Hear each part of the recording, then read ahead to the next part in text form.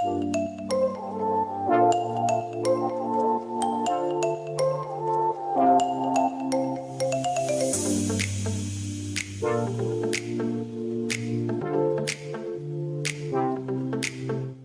this fast-changing business environment, with KNC Radio and TV, marketing simplified. Want to sell your goods, products, and services? KNC Radio and TV offers you budget-friendly pricing. KNC advertising packages allow you to reach your creative goals while meeting your quarterly budget. Each package is created with your marketing needs in mind.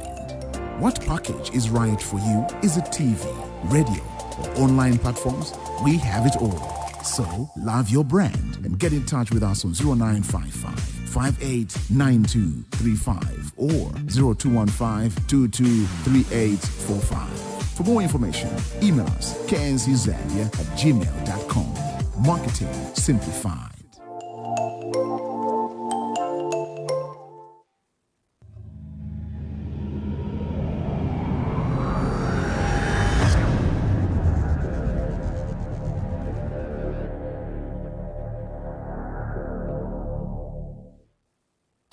Good day and welcome to the Conservation Farming Unit episode for this week, where we talk all things farmers. This program is brought to you by the Conservation Farming Unit in conjunction with the Farm to Market Alliance. Now, this program is always the last week we had quite an interesting program on what we're looking about in terms of the farmer, and in today's episode I am still not alone. I am joined by Dr. Oliver Bulaya.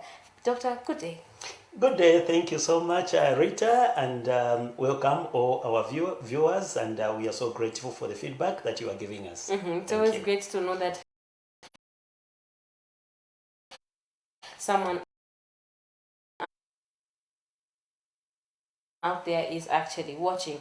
Now, before we get into today's topic, I know there might be someone out there who missed out on last week's topic. Let's just do a quick recap of what we discussed, what the Farm to Market Alliance really is. Yes, Rita, in concise, we talked about what Farm Market to Alliance is, and we talked about the mission, and that is to make markets work better, for farmers, and especially the small-scale farmers.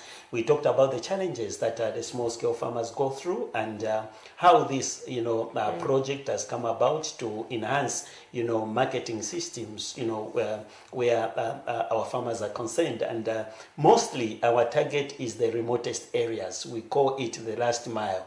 We shouldn't forget about the farmers that are in the very, remotest areas, and these are the farmers that we are catering and working with agricultural ecosystems, like the aggregators, and also when we talk of the aggregators, we are talking of the people that buy, various commodities and so on, and then also working in conjunction with agro dealers that provides the inputs and all the requirements that are needed, for a farmer, to be sustained in their operations and so on, as well as working in conjunction with the off-takers. These are the millers, the brewers, and those who provide the stock feeds, for various animals and beds, and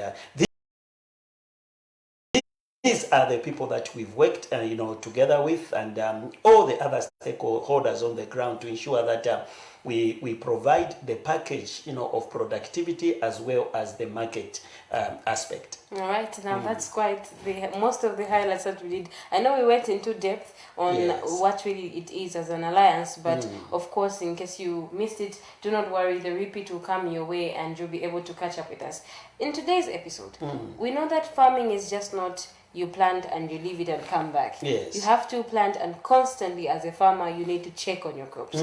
In checking of your crops, there's a part and stage in farming where your plants are just not the only crops in the field. Oh yes. You have certain foreign things coming out, and which is called weeds. So in today's episode, we're focusing on weeds. What are they and how can you manage them as a farmer? Now, doctor, what are weeds? Yes, thank you, Rita. Maybe talking about Farm to Market Alliance, knowing that in Welcome to yet November, another up exciting to episode this time of the around, Conservation the Farming enemy that Unit farmers are program, fighting, which is brought with to is you to do in with weeds. partnership with the So weeds Much, are foreign Rita. materials. Yes, that thank you grow so where much, they are not our wanted. viewers, for And all you those realize that joined giving us an in example is this Farm maybe to a Market farmer Alliance once in that particular field with is Conservation growing, Farming Unit maize, Management, and and you find that for them despite to the farmer not the intercropping, orange you will find nozzle maybe and the blue soybeans nozzle, in that flat jet, portion, nozzles, or as you find opposed to grasses coracle or nozzles, other which are types of for pests. shrubs We in also that went further, field. to So talk about these one are of the regarded critical as aspects. weeds. Anything that is not wanted in that particular portion of field is what is referred to as weeds. So someone can say, but if I find maybe grass growing alongside my maize crop, or I find it alongside my soya, it's a foreign material and it's ready to grow on its own. What are the dangers of having these foreign grass and crops within your intended crop? Because the soil has what we call food. I'm using a word that many other people will be able to understand. Every soil is got a food, and we call this food as nutrients. And the nutrient levels in the soil differ from one particular place to the other, and you discover that if the weeds are allowed to grow, they'll compete with the crop that you've established in that particular, plot. So meaning that there'll be deficiency of that nutrients, there'll be deficiency of water, there'll be deficiency of light, because they will be competing. And in the early stage of growing any crop, we advise our farmers to ensure that their fields are weed free, because weeds are enemies, and they need to ensure that the fields are weed free at the early, stage, because some of the weeds will have, pests, and some diseases that will be able to affect the crop. Mm-hmm.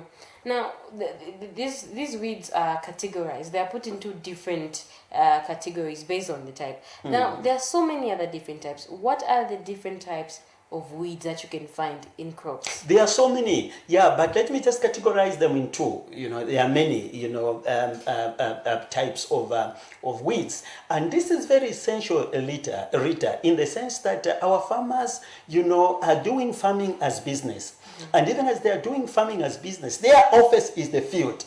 So they have to know it better, just like your office is, what you do here and helping us to disseminate this information. You know better your job. So even our farmers should know what types of weeds in this field, because it will help them to plan ahead. You understand? It will help them to plan ahead. So there are different types of weeds we can categorize as grasses, and also there are other weeds that are categorized as broad leaved, such categories. So this is essential, because even the type of herbicides that are required to be used in that particular field are different. You understand? So it is important for a farmer, first of all, to understand in that particular field, do the identification, what type of weed is in that field, so that you know how to curb it. Now, when you look at how weed is grown, it's something that you cannot control as a farmer. You can't control it. You find it in a certain stage of your crop growth. Yes. So how can you control? What are the methods that a farmer can put in place to control weed? Yes, there are various methods. Now, let me just bring it down to the level of the farmers we are working with. You understand? They can use a handle, and that's what is we call hand weeding. They can use hand weeding to remove the weeds that are in the field. They can use animals, to remove, the cultivator. Others use cultivators to remove the weeds and so on. But there is because technology is improving, and if technology is improving, our farmers should match to that level. Because we are saying that in this climate change, we need to do things quickly.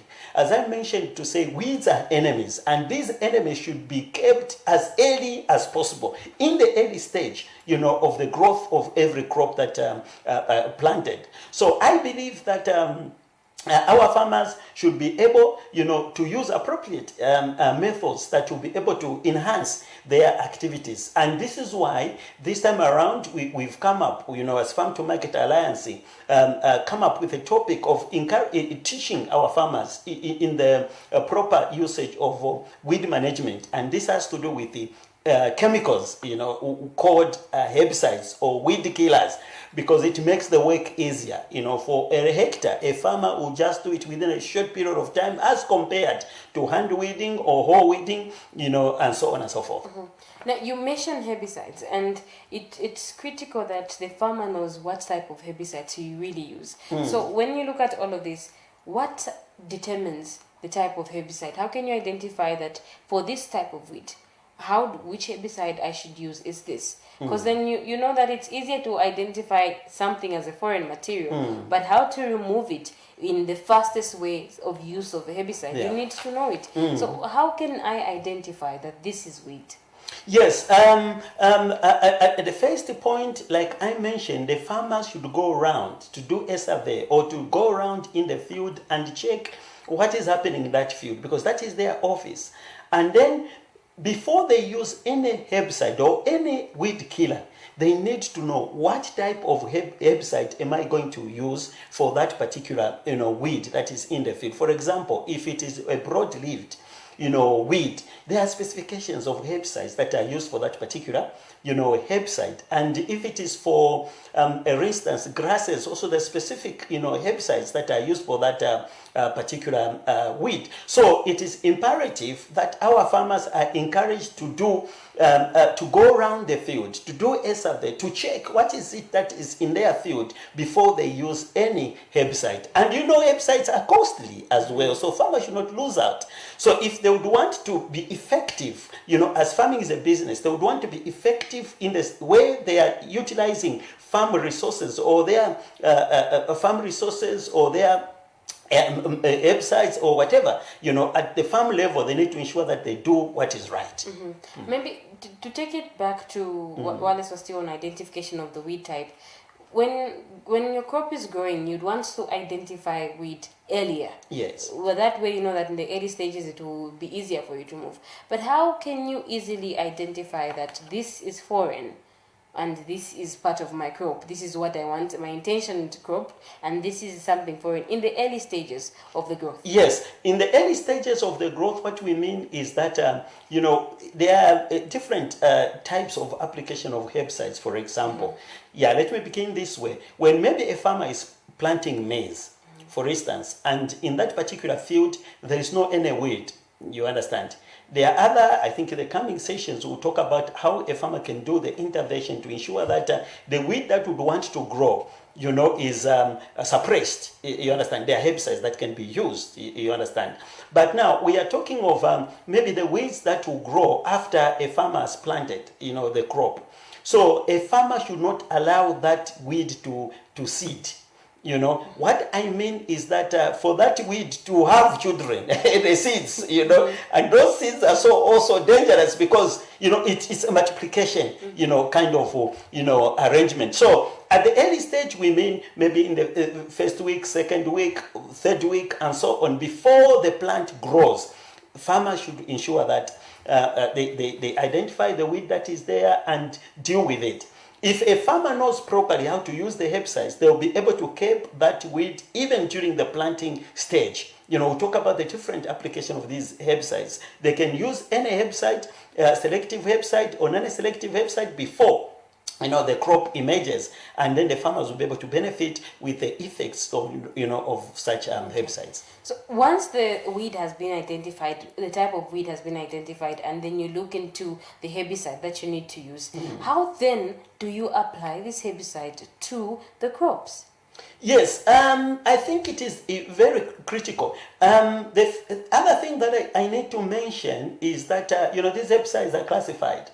There is what we call non-selectives and selectives. Non-selectives are a kind of herbicides that will kill anything that is green. So our farmers should be aware, what type of herbicide am I going to use after identifying the weed, and at what stage of the crop can they apply that herbicide. So there are two classifications, classifications of these herbicides, selective and non-selective. Also, these kind of herbicides are into if before a farmer uses any of these herbicides, they need to do calibration. Calibration. What is calibration? Calibration is a simple term where a farmer, for example, if we say that in a hectare you need to use 1 liter of herbicide, how do you attain that 1 liter? Of herbicide in that particular field. So a farmer should know how he's going to pump, the pumping speed, and how is he going to walk. So the walking speed, the pumping speed will determine, the liters that you use in that particular field or hectare. Yeah. So now our farmers, before they use any herbicide, for example, non-selectives, I mean any herbicide that will kill anything that is green. It is not selective. So our farmers should use a particular nozzle. A particular nozzle. And, this is very critical because, there are nozzles that come with a sprayer. In the coming, programs talk about a sprayer. There are nozzles that come with a sprayer. So they are horicon in nozzles. Those nozzles that are round, they are round in shape. They are used for pesticides and they are not for herbicides. You understand? So they can be used spraying in the house or spraying animals and so on, but not specifically for herbicides. So for herbicides, there are specific nozzles. And for non-selective, we use orange nozzle. Orange nozzle has a discharge number written there. So there can be other equivalent nozzles, to that discharge, number that is there, which, determines the flow rate of the water and so on. And for non-selective, you are not targeting, the ground. A farmer is targeting, the weeds, that has emerged, you understand? So now, in that scenario, a farmer, before going in the field, they do a practice that we call calibration to determine whether when they go in the field they'll be able to attain 1 liter in a hectare or 2 liters in a hectare as specified by that particular herbicide. So they will pick a container, measured container with 400 mils measurement, and then they'll be able to have a stopwatch. For 45 seconds they need to pump water using the nozzle, orange nozzle. Pump the water for 45 seconds. That water should be able to be 400 mils as measured. So if they attain that, if they don't attain that, if they do in 45 seconds the water is more, then meaning they need to practice until they slow down the pumping speed until they reach that 400 mils. You understand? That is the first stage. The other stage, like even our farmer is illustrating, on our video here to showcase what I'm talking about. The other stage is where a farmer now will be able to use to use an orange nozzle. A blue nozzle. A blue nozzle is for selectives. For selectives, we mean any herbicide that you can spray in maize and the maize will not be affected, in soya or whatever crop, groundnuts or beans, the beans or groundnuts will not be affected. These are what we call selectives. So for selectives, a farmer should use a blue nozzle or equivalent. So that blue nozzle, the discharge is more. So in 45 seconds to 50 seconds is fine. A farmer will be able to measure 1,200 liters of water. They measure those liters, and then they'll be able to do the pumping speed. When they do the pumping speed, they need to ensure that within 45 to 50 seconds, a farmer is able to attain 1,200 mils. And then when they do that, they will know how to pump as they are walking. As well, they need to measure, after doing that, they need to measure 50 meters. 50 meters. And in that 50 meters, a farmer should be pumping and walking for 50 seconds until they reach that 50 meters. If they are too fast, it means they are pumping too much, they are using too much herbicides, in that field. If they are too slow, if they pump too fast, if they pump too fast, they're meaning less herbicides in that field, and the herbicides will not be effective.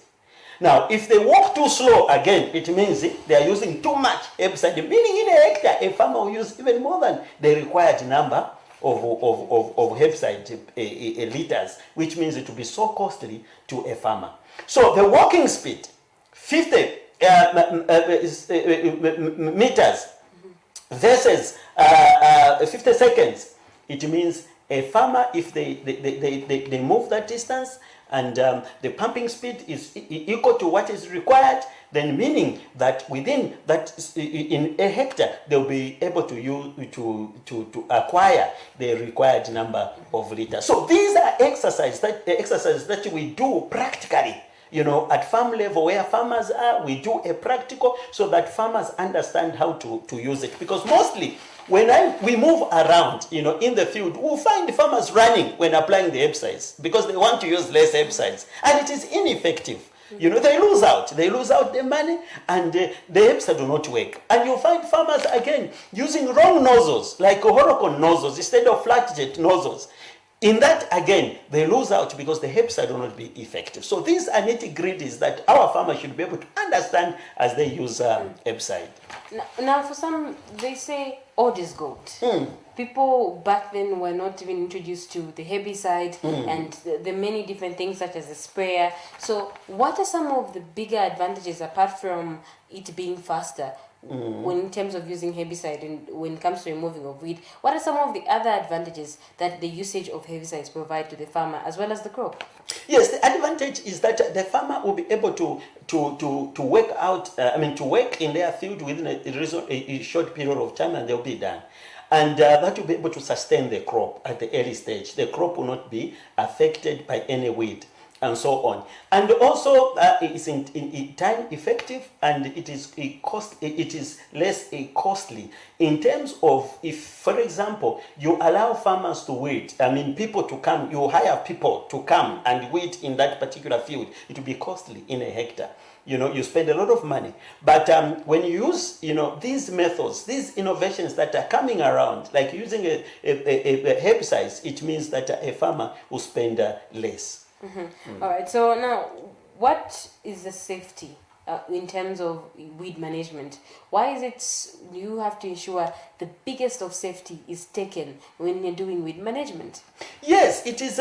Thank you, Rita, for that question. In Ilamba, we say, safety kurisungawe mwini. You understand? So these bodies, in biblical terms, the Bible says we are the temples of God. Yeah. So these bodies are very cardinal. You understand? You cannot be a farmer without your body. You cannot be a billionaire without your body. So if you want to sustain every activity that you are doing, take care of yourself and so on. These herbicides that we are talking about are toxic. They are toxic. And it is imperative, for our farmers to understand the safe usage of these herbicides. You understand? Because, Gilbert, I think will illustrate more on how, safety is cardinal. So what we are saying is that protecting ourselves as farmers is very, very important. All right. So speaking of Gilbert, let's just shortly get to the clip by Gilbert Lungu, who is a field officer for Conservation Farming Unit, who will be illustrating to us how to use the herbicides in your field. That way you know that you'll be given an example. We'll be back shortly. So my name's Gilbert Lungu, a field officer in Kawe District Conservation Farming Unit, on the program of Farm to Market Alliance. At the moment, I would like to explain about safety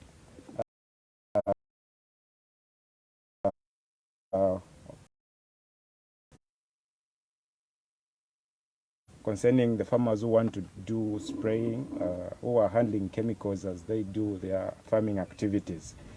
So the first thing first, for the people who are dealing with chemicals, they're supposed to consider safety.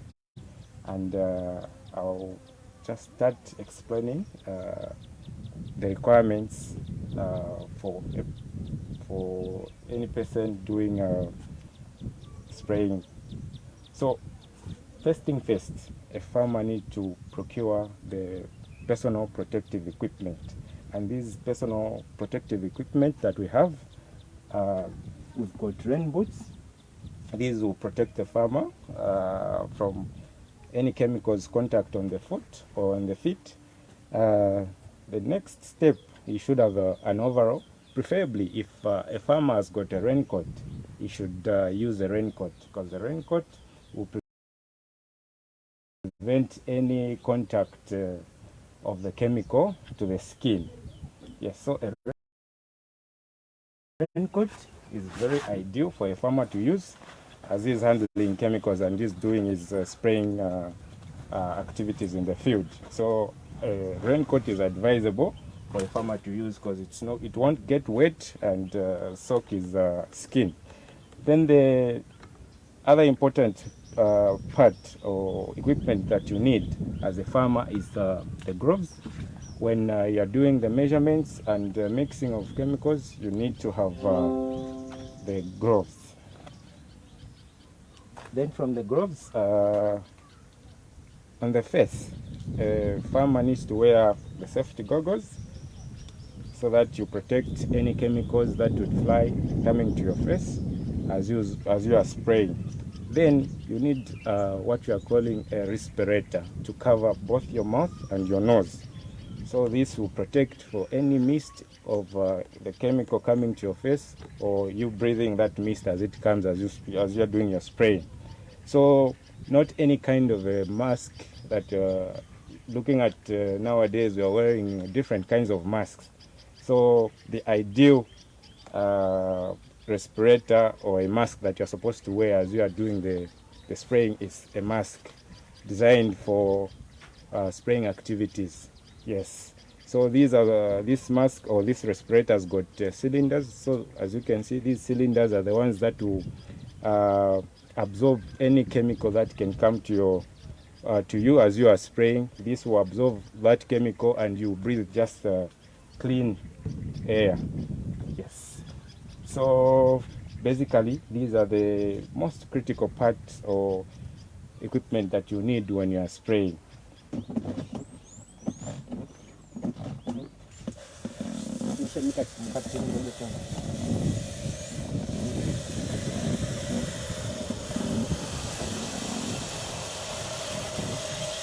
So what we're trying to do here now, we started with calibrating the spray. Yes, so at the moment we want to get the right walking speed as we are doing the spraying in the field. So at the moment we are trying to measure the 50 meters. For a farmer spraying herbicides, you need to take about 45 to 50 seconds per 50 meter stretch. So we want to get the 50 meters, then we calibrate the walking speed as we do the spraying. Yes, so for this activity, we'll have Mr. Mlea to demonstrate the walking speed, which you will need to take 45 to 50 seconds to walk the 50 meter stretch. Speed as he is spraying, walking a 50 meter stretch.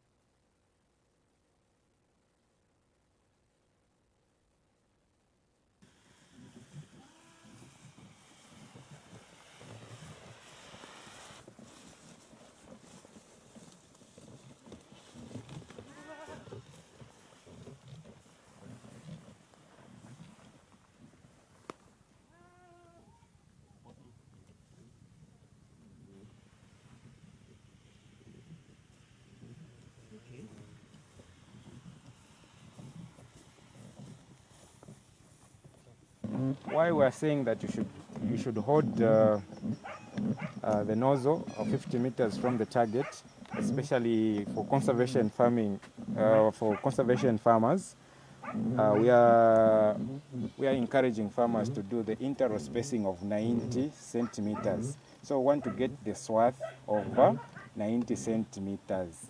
So this is why we are encouraging farmers to hold the nozzle 50 centimeters from the ground.